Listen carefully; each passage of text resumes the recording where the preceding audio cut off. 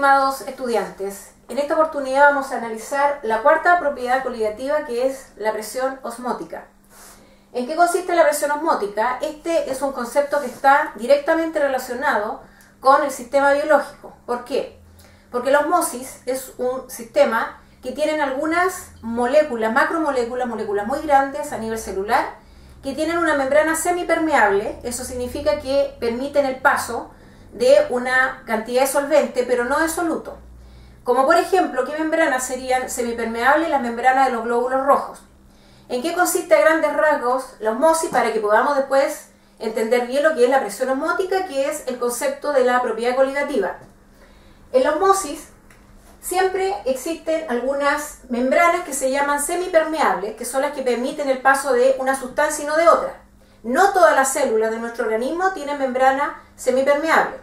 ¿En qué consiste? Siempre dentro de esta célula va a haber una concentración más con respecto a otra que es más diluida, es decir, tiene menos cantidad de soluto.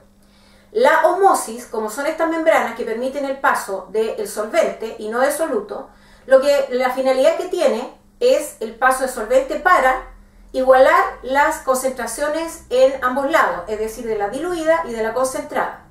¿Cómo permiten el paso estas membranas semipermeables del solvente? Lo que ocurre es que siempre dentro de estas membranas existe una solución más diluida, es decir, tiene menor cantidad de soluto, y una más concentrada, que es la que tiene más soluto. Existe el paso entonces del solvente desde la solución más diluida hacia la solución más concentrada, de tal manera de que ese paso permite de que la solución más concentrada, como hay paso de solvente, empieza a diluirse la concentración, es decir, a disminuir esa concentración hasta que ambas partes que la separa la membrana se igualan con respecto a la cantidad de soluto. La presión osmótica significa que es aquella presión que se necesita para detener el paso de este solvente cuando ya esta membrana tiene igualadas las concentraciones con respecto a la cantidad de soluto. ¿Cómo podemos nosotros determinar la presión osmótica ahora? Químicamente lo veremos a continuación a partir de su fórmula y aplicación de algunos ejercicios para determinar presión osmótica y sus variables.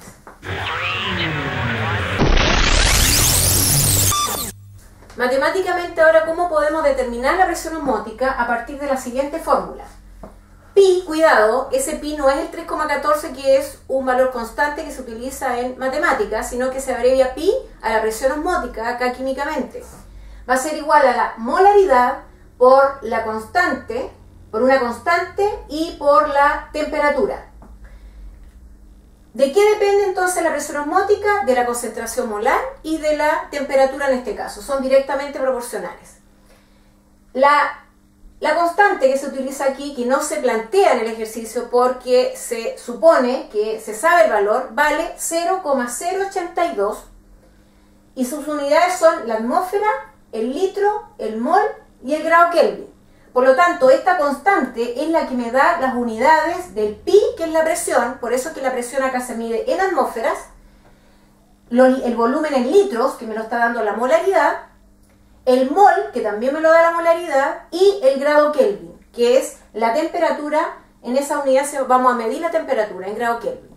A continuación vamos a explicar a grandes rasgos cómo existe la transformación, porque en algunas situaciones problemáticas la presión se la pueden dar en centímetros de mercurio o en milímetros de mercurio, que son unidades de presión, pero como ya vemos que la presión osmótica acá se mide en atmósfera, hay que transformar antes de utilizar la fórmula, y también vamos a recordar cómo podemos transformar el grado Celsius, que es la temperatura a la cual normalmente aquí en nuestro país se mide la temperatura, a grado Kelvin.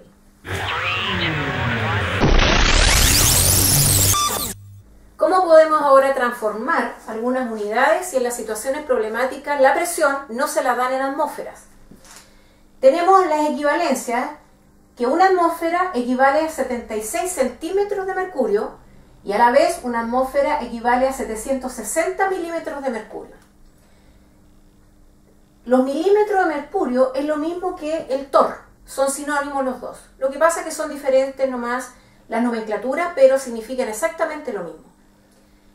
¿Cómo puedo yo transformar de centímetro de mercurio a atmósferas yo voy a dividir por 76, de acuerdo a su equivalencia. Y de milímetro de mercurio a atmósfera se va a dividir por 760. Ahora, si ustedes no tienen muy claro si es dividir o multiplicar la transformación, lo que tienen que hacer es utilizar lo que siempre hemos utilizado en las situaciones problemáticas, la regla de 3. Y ahí ustedes se van a dar cuenta cómo transformar de centímetro o milímetro de mercurio a atmósferas. Y van a llegar a la conclusión de que en ambos casos, para la transformación, hay que dividir por uno de los valores equivalentes. ¿Cómo transformo yo ahora de grado Kelvin, que es obligación antes de utilizar la fórmula de presión osmótica? La temperatura tiene que estar obligatoriamente en grado Kelvin. A los grados Celsius que se les plantea en el ejercicio, ustedes le van a sumar un valor constante que equivale a 273. Y ahí entonces tendríamos las transformaciones que habitualmente se deberían hacer si no les dan las unidades respectivas para utilizarla en la fórmula de la presión osmótica.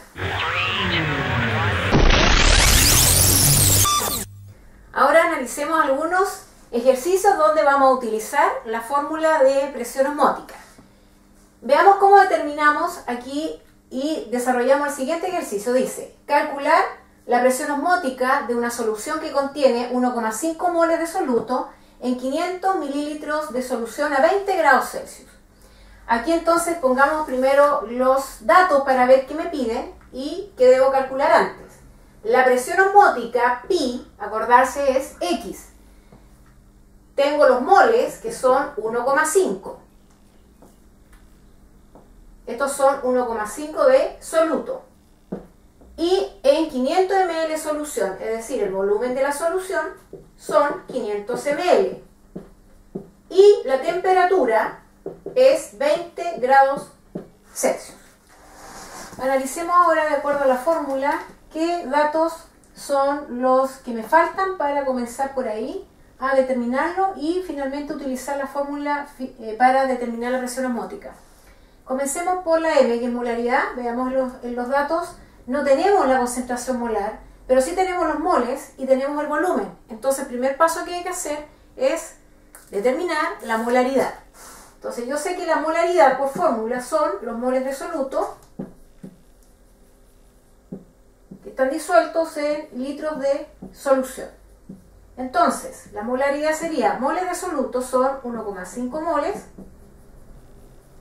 dividido por los litros de solución. Acordarse que el volumen aquí está en mililitros. Para determinar los litros dividan por 1000 y eso me da 0,5 litros. De tal manera que el dividir 1,5 dividido por 0,5, eso sería 3 molar la concentración. Ya. Veamos ahora qué nos falta. Tenemos la molaridad, que es 3.